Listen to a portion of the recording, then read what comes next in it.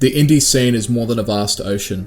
It's a sprawling universe of its own, chock full of different games, movies, books, and other pieces of technology from all corners of the world. It can be a struggle to make a name for yourself when almost everyone else has the same idea. It drives you to be more original, more unique, to do things you believe no one else is doing. And sometimes that's not enough, no matter how much effort you've put into it. But for some, success has found its way into their work, and the domino effect ripples from their creations. Today I'll be talking about one such ripple, which is the indie horror scene on itch.io. Itch.io is a marketplace for those who wish to get their foot in the door in the game development scene. You can publish games, books, physical rule books for games, and even software and game assets. But given the accessible nature of the website, it can also be difficult to find the ones that really stand out, and given the fact that itch.io's library is predominantly horror, it's also difficult to find games of other genres because of the overflow of horror games. I have picked 8 creators in particular that I feel have made the best horror games you can find on the website.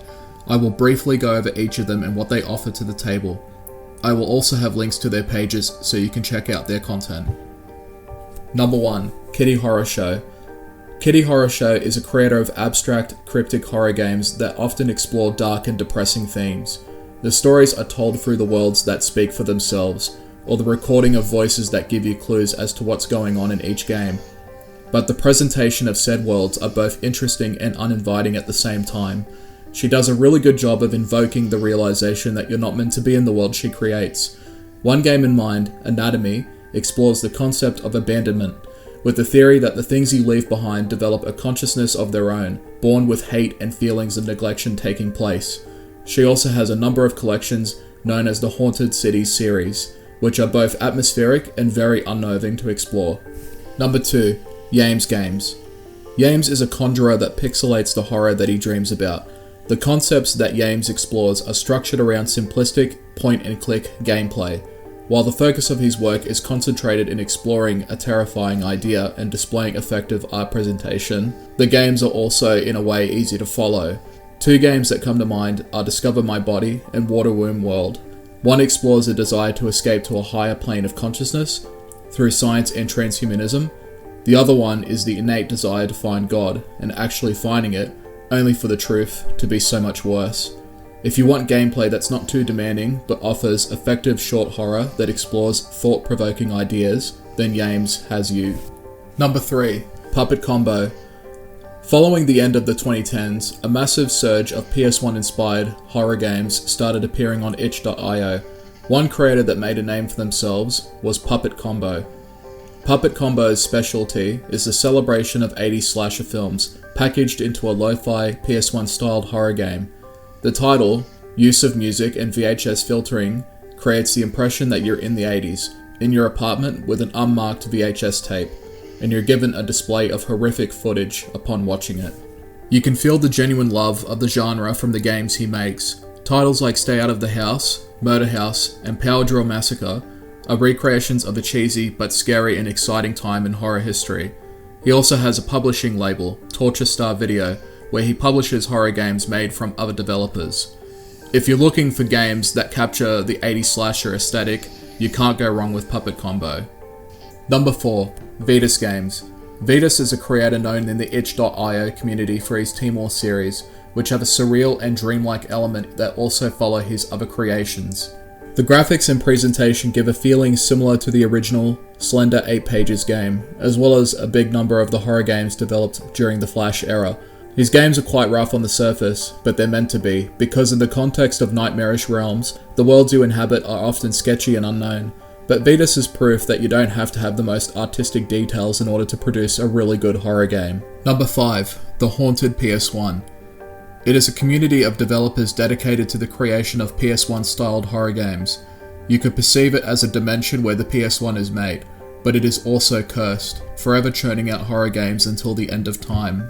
The amount of content you get in their packs is vast, each containing a sizable compilation of short horror for your enjoyment. The games in the compilations, such as Chain and the Haunted PS1 Demo Disc series, are done by a number of different developers.